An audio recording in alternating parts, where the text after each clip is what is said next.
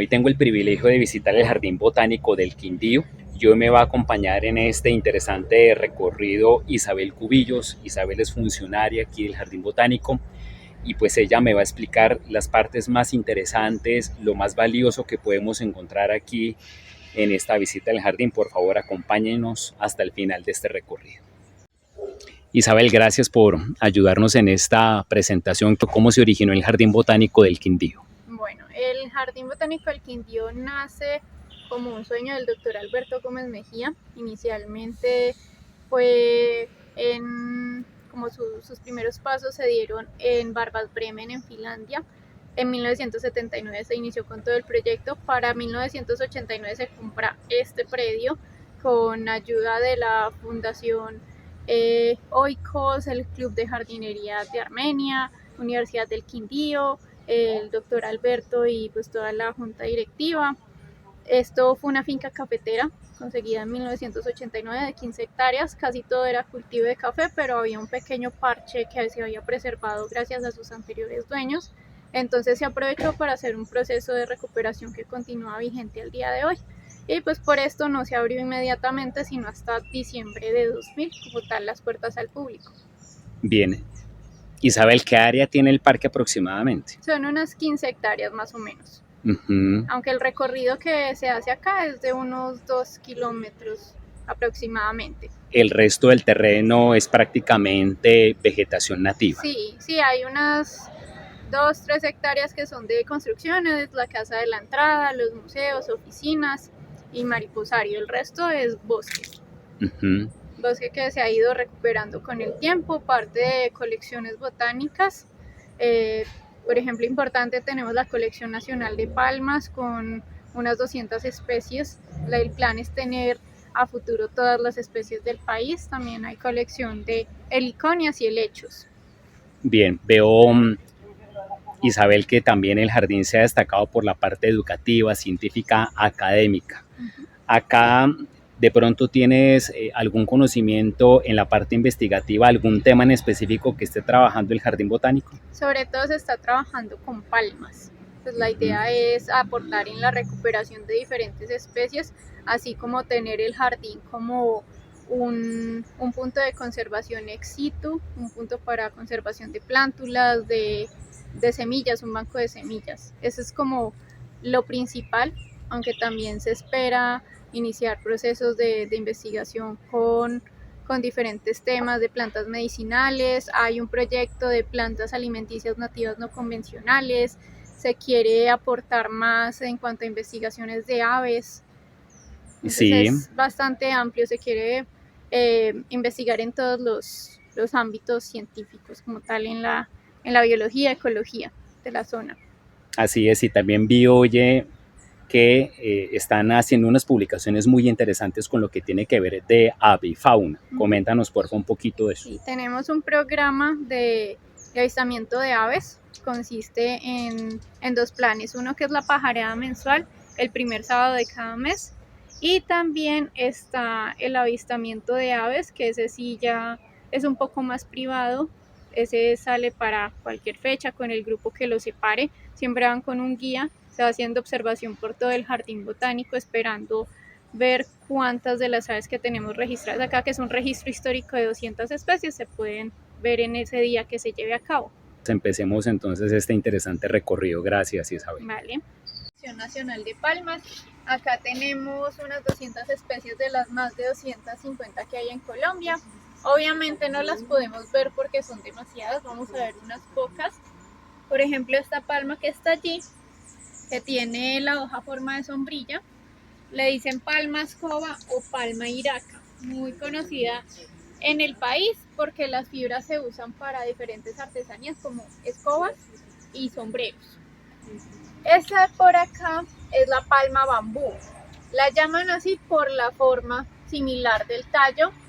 Esta la vamos a encontrar mucho con estos racimos naranjas, con sus frutos.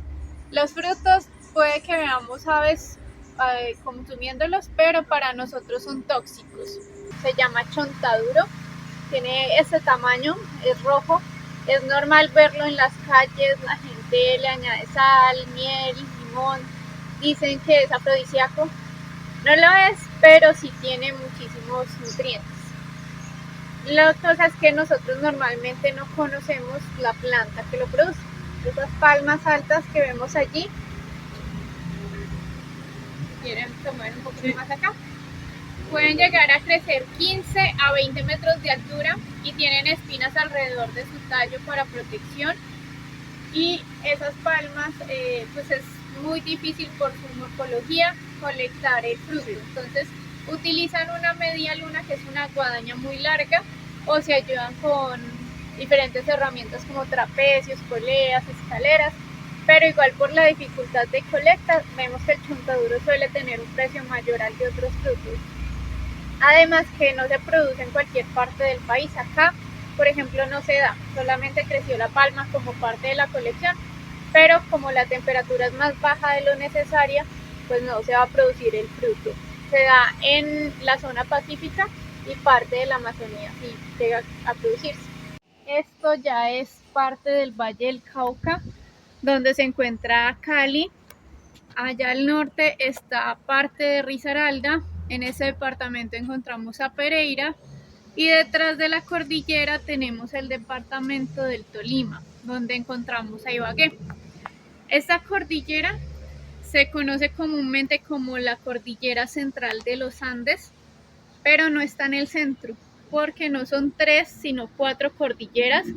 La cuarta está en la región pacífica, cerca a la isla Gorgona, pero aún bajo el océano. No la vamos a alcanzar a ver pronunciada, pero ya existe, entonces la idea del jardín es recuperar el nombre de los Andes de Quindío para esta cordillera. Bueno, ahorita como tal, Quindío, nada más tenemos 12 municipios acá. Este es el segundo departamento más pequeño de Colombia, el más pequeño San Andrés y Providencia. Esta palma de acá se llama palma de vino. ¿De vino? De vino. Entonces, bueno, acá tenemos la mala costumbre de llamar a todo vino, a todas las bebidas fermentadas, aunque esto solo es porque se hace una bebida con esa palma. No entiendo. Entonces, pues hay zonas como Girardot y Melgar, ustedes van por las carreteras, van a ver gente vendiendo vino de palma. Entonces es una bebida que sacan de esta palma, pero el proceso es muy destructivo porque deben cortar la palma, cortan las hojas, abren un agujero en el tallo, extraen la savia y la savia se fermenta para hacer la bebida. Pero entonces cada palma que usan es una palma que muere. Y ahora vamos a iniciar el bosque de guado bambú. Vamos a tener cuidado porque ya no hay camino pavimentado, para que se fijen que no se tropiecen con algo y no vayan a tocar esta parte café que se le ve a algunos de los bambús. Eso se llama capacho. Es una protección, una hoja caulinar que protege al aguado, al bambú cuando está joven. Tiene unas espinas pequeñas que si las tocamos se nos van a clavar en la piel. No es la misma especie que encuentran en Asia, allá van a ver otras especies diferentes de bambú. Esto es completamente nativo, siempre ha estado acá. En Venezuela, en Ecuador también se encuentra la guadua. Incluso los españoles, los colonizadores, no ingresaron a esta zona que hoy se conoce como Quindío, porque el bosque de guadua era tan denso que no pudieron penetrarlo. Esto estuvo solo por 200 años, después llegaron colonos antioqueños. Pero al igual que en Asia, lo utilizamos como un material de construcción para casas, puentes, muebles, artesanías. Es un material muy versátil. Lo que sí normalmente a nosotros en Colombia no nos enseñan es que el bambú en general, ese grupo son pastos gigantes. Como pastos crecen muy rápido, pero eso depende de la etapa, porque primero tienen un crecimiento subterráneo. Entonces tienen esta parte, se llama rizoma, son extensiones del tallo.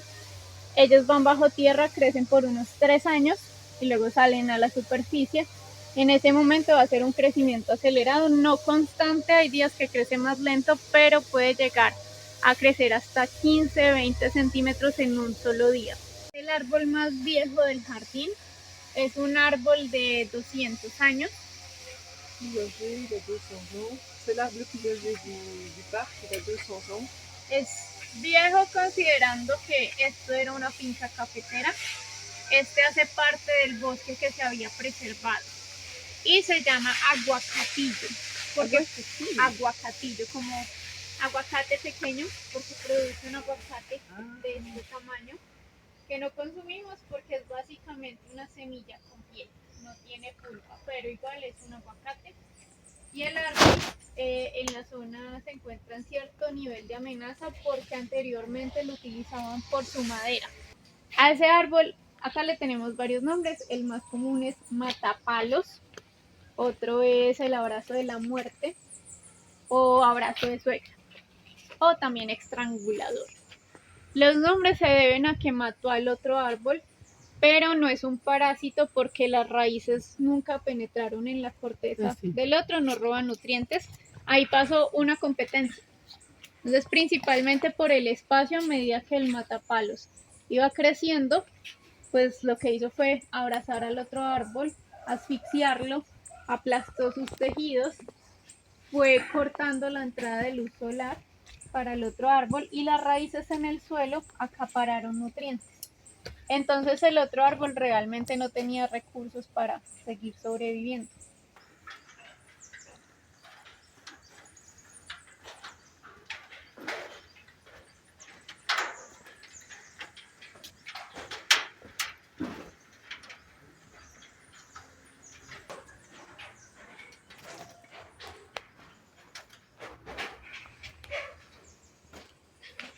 Las amenazadas. Hay 54 especies de plantas en algún grado de amenaza. No son todas las que vemos acá, en realidad están en todo el jardín. Son la mayoría árboles que utilizaban como maderables, como laureles, el aguacatillo que les mostré ahora, por ejemplo. Tenemos algunas especies de ficus que explotaban por la obtención de caucho. También hay algunas especies de liconias, de palmas. No solo por la explotación de la madera se ven afectadas, sino, por ejemplo, por los monocultivos. Ahora acá en el país se encuentran monocultivos de aguacatejas que han traído de México, pino centroamericano, eucalipto para producción de papel, entonces cortan hectáreas de bosque nativo para sembrar esas plantas que además absorben mucha agua. Y también el pastoreo, la actividad del ganado tiende a erosionar el suelo. Entonces acá se han sembrado esas especies, pero son todas nativas a esta región para ayudar un poco en su conservación. Isabel, algo que he encontrado en los jardines botánicos que he visitado es que tienen la problemática que en las colecciones llegan especies invasoras de algún modo u otro, de los visitantes, de los animales, por el viento, por muchos otros factores tienen ese problema. Aquí en el Jardín Botánico del Quindío se ha presentado algún inconveniente, algún problema con alguna especie invasiva.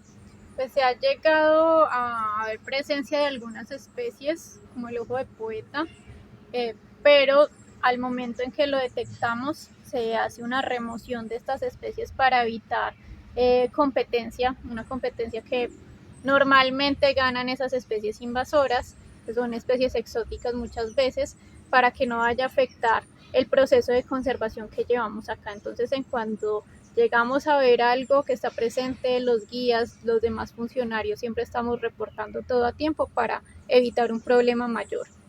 Bueno, ustedes conocieron las palmas de cera grandes.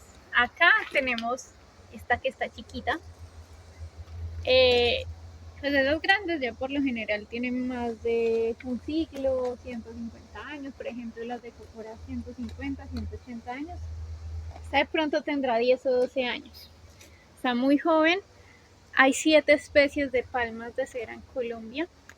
Acá en el jardín tenemos 3 de ellas, todas en peligro porque las explotaban por su cera, las raspaban para hacer velones, para el domingo de Ramos se utilizaban las hojas, también la madera se ha llegado a utilizar en artesanías, las fibras, ahora es prohibido, son especies para domingo de Ramos, Semana Santa. Santa.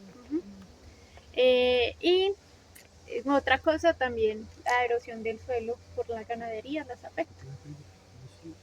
Y crecen muy poco, 3 centímetros al año. Acá lo que vamos a ver son diferentes objetos hechos a mano por comunidades indígenas, afrocolombianas, campesinas, en su mayoría.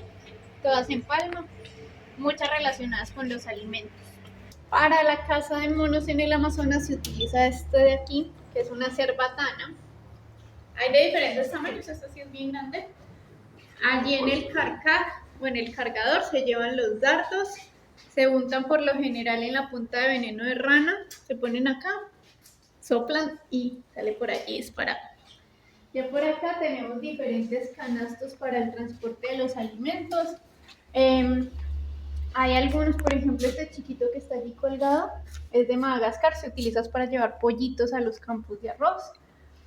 Estos sí son locales. Hay una palma que se llama 1000 pesos, terminando se las muestro, tiene unas hojas bien grandes. Se llama 1000 pesos. 1000 pesos, porque vendían paquetes de hojas a 1000 pesos, cuando tenía un valor considerable. Este de acá se hace con palma 1000 pesos y esta cumbrera de maloca, ese techo también es hecho con esas hojas de palma. ¿Ustedes conocen la yuca? Bueno, en el Amazonas hay una yuca que le dicen yuca brava o yuca amarga. Esa tiene mucho cianuro, entonces para poder consumirla hay que retirar. Esa se raya, se mete en esto que se llama cebucán, el cebucán se cuelga y el cianuro va saliendo por goteo. Ya con esa yuca lista se prepara una masa en estas bandejas que se llaman urutás para hacer una tortilla llamada casabe. Por acá diferentes abanicos y sopladores, algunos para uso decorativo, para uso personal, o uno que se ve mucho acá, que es este como un rompito, se llama china. Si ustedes ven por la calle a gente asando arepas, ese es el que utilizan para soplar el carbón. Tenemos fibras de palmas. Se utilizan las fibras de muchas palmas. Estas, por ejemplo, son de palma chiqui chiqui. Así se transportaban antes en balsas para llevar a diferentes zonas y eso se han tejido mucho para hacer vestimentas indígenas, artesanías. Listo, acá tenemos algunos eventos geológicos. Lo primero es el surgimiento de los continentes por los movimientos que se dan en la Tierra por las subducciones o movimientos de las placas tectónicas. La formación de la Pangea hace 300 millones de años, el inicio de su separación hace 225 millones, dando como resultado el mundo moderno. Si nos fijamos en la placa de Sudamérica y la de África encajan porque estuvieron unidas. Así como pasó antes, se espera que en unos 50 millones de años se empiece a formar un nuevo megacontinente. También se generan las formaciones de montañas por los choques entre las placas. Acá tenemos a los Andes de Quindío, que estuvo cubierta de nieve por las glaciaciones. La nieve se ha ido derritiendo por el cambio climático, como pasó en el Paramillo del Quindío. Y algo importante de acá, de esta zona, es que tenemos dos volcanes cerca. Uno es el Nevado del Ruiz, otro es el volcán Machín. Son volcanes activos, han estado en alertas amarillas y naranjas. Para 1985 hubo algo que conocemos como el desastre de Armero. Fue un pueblo del Tolima que quedó sepultado bajo los lodos expulsados del Nevado del Ruiz. Unas 20.000 personas murieron, es un pueblo fantasma. Así que esos efectos volcánicos pueden ser muy malos para nosotros, pero a la larga para la Tierra son buenos porque lo que son lavas, lodos y cenizas tienen minerales y nutrientes que se fijan allí. Por eso, si vemos el Quindío, o el Tolima, o Risaralda, vemos que tenemos suelos muy fértiles, es por toda la actividad volcánica que nos rodea. Vamos a ingresar al mariposario, que hasta donde tengo entendido es el mariposario referente en toda Colombia. Isabel, háblame un poco acerca de este mariposario, que es uno de los pilares aquí del Jardín Botánico. Bueno, el mariposario es una estructura en forma de mariposa de la cristalina quindiana de unos 680 metros cuadrados, en donde tenemos aproximadamente unas 23 especies de mariposas locales. Acá se hace un proceso de conservación también con ellas. Hay un laboratorio de zoocría en donde ellas permanentemente están en una reproducción. Se llevan allí al mariposario y pues es un espacio en donde las personas pueden aprender un poco de ellas, de su función en la naturaleza como polinizadoras, como indicadoras de calidad de ambiente.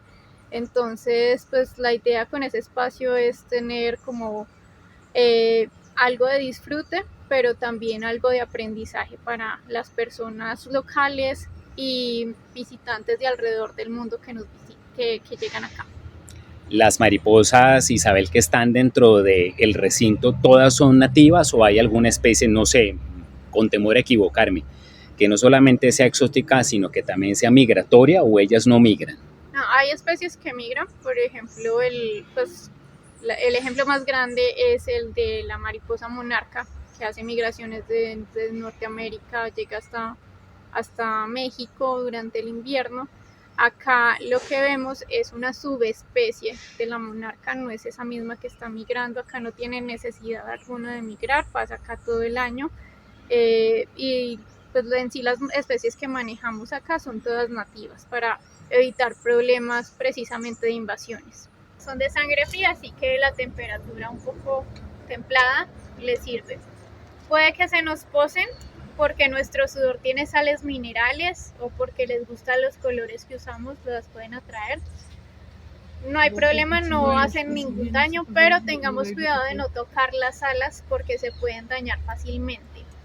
Y también tengamos cuidado porque en el suelo hay tortugas. Hay tortugas también. Para que no se vayan a tropezar con ellas. Ok.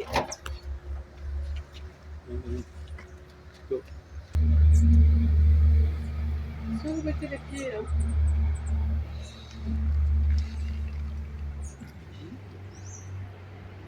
Attention, vous mettez les pieds. Ahí se les coloca plátano y papaya. Sí, manzana algunas veces también. La fruta fermentada produce sales minerales, por eso también se pone fruta madura. Ujú. Là, il est même pas prévu.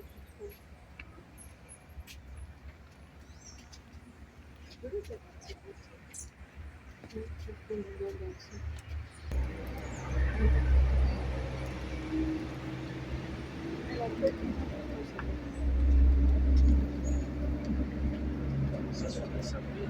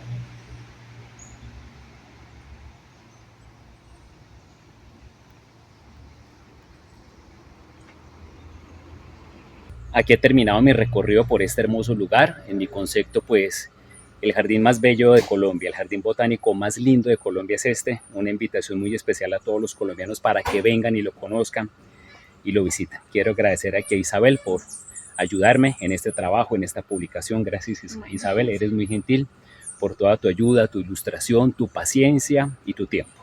Vale. Gracias. Con mucho gusto. Chao. Hasta Un luego. gusto. Adiós. Chao.